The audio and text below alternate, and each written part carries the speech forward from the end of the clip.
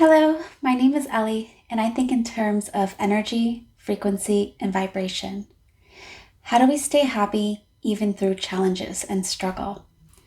The first thing we can do is discard the false belief that we shouldn't go through challenges, struggle, and pain. We start off as soon as we're born into this world with challenges and struggle and pain, and throughout our lives, we will experience this to different degrees. Through challenges and struggle, we grow and evolve. And through pain, we are able to experience its opposite. To the extent we experience pain, we will be able to experience its opposite. Pain also allows us to have compassion for other humans and their suffering, as we can relate to it by our own suffering.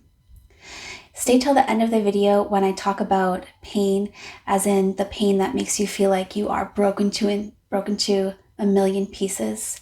We'll go through that at the very end of the video.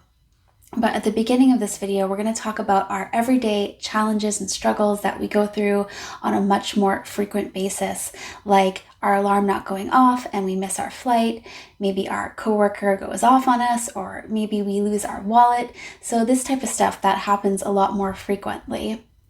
And what we can do is, beyond getting rid of this belief that I shouldn't be suffering, this shouldn't be happening, we can, along those same lines, let go of resistance.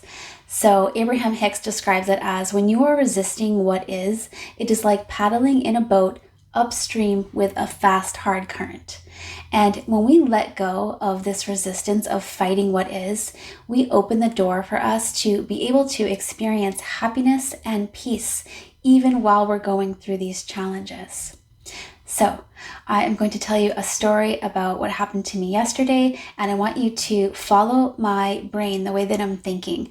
And then after that, we're going to talk about vibration and how we can align our vibration to happiness and how we can be happy through these struggles. So yesterday I was driving home with my partner and my son, and I lost control of the car a little bit, and then we came to a stop as the car broke down. Now, I had no rise in energy because I understand that if you have a car and you have a luxury of having a car, that your car will break down from time to time. I knew I had a AAA membership, which was gifted to me, which reminded me of how supported I am. So I called, I had a tow truck on the way. I called this mechanic, which I know and have trusted for many years, and I'm very grateful to be able to feel really good about where my car is going and know I'm not going to get ripped off. In fact, when I called this man, he went to his shop, which was closed because it's the weekend, to wait there and open the shop for me so that I wouldn't have to pay an extra $75 when his shop opened and my car needed to be towed again since it was undrivable. I began to start to feel so much gratitude in this moment. And as I'm waiting for the tow truck, people are stopping by to see if I'm okay and if I need any help. And I just felt so overwhelmingly grateful and happy that for community, for support. And the tow truck came much sooner than expected. And one of the other things that I recognized was that had I been driving on the road just a few minutes ago, maybe 5 minutes before this happened, on a much faster, much longer road, I could have been in serious trouble. But this happened at a point where I happened to be driving slow, and I was able to, losing control of that car wasn't that big of a deal.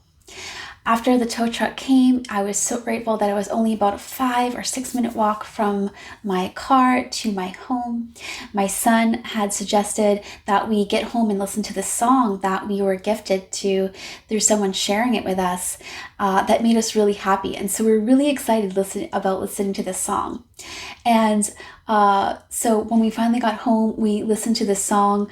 I think it's called Ayawala. I'm going to put it up here because if you want to tap into a fun, exciting energy, you should listen to this song.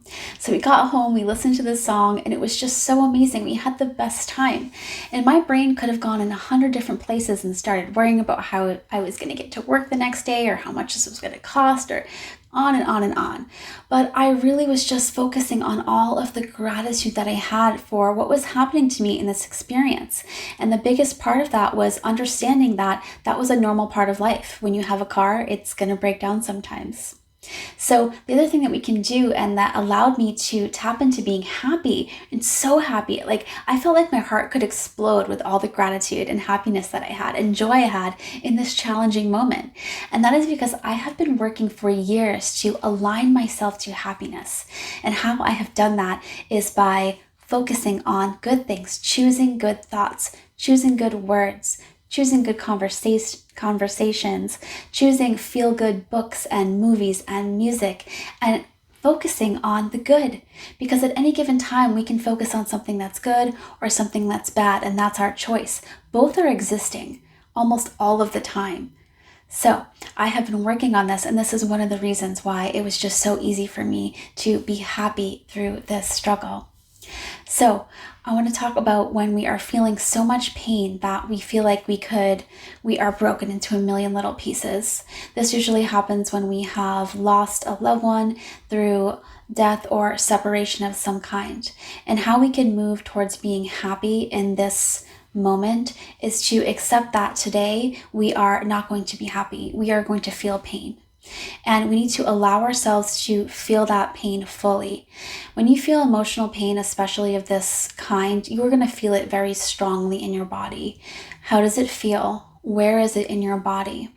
And we are going to not dwell on the story. And this is really important, because if we get lost in the ego identity story about what's happening here, about what this means for our future, we are going to easily get sucked into a black hole of despair. And we need to keep bringing awareness that we're going to focus on just the facts. For example, we could say our loved one has passed, or I'm not in this relationship anymore. And that's it. We're not going to go and entertain this wild story, because none of those things you can be sure of. So they are not true to the best of your knowledge, and it's really just self-torture. So just focus on the very basic fact, and then feel that pain into your body. We need to feel pain to release pain. And what we're going to do also is we're going to send out little vibrational tentacles out, and we are going to find the good. It's going to be small in this moment, in this space of deep pain we're in. But for example, we can notice, is the bed that we are laying on soft? This bed is soft, and that is good. A little energetic tentacle. Maybe you smell coffee. The smell of coffee is good. And then back to the pain. Feel the pain in your body without the story. Maybe you can get up and get in the shower. The water feels warm, and that is good. And we have to allow ourselves to feel this pain. Many of us have pain that we have buried and turned away from and denied, and that pain is still affecting us very much today, even if you are not consciously thinking of it. In order to feel good, another way to align to the frequency of happiness is to allow ourselves to feel pain when it comes up and to process it, to feel it, to release it without the story. I wish you so much luck, my friend. I wish you happiness and joy even through challenges. It is possible to experience peace and happiness and not take things so seriously when challenges arise. If you like this video, please like and subscribe, and I cannot wait to connect with you soon. Thank you.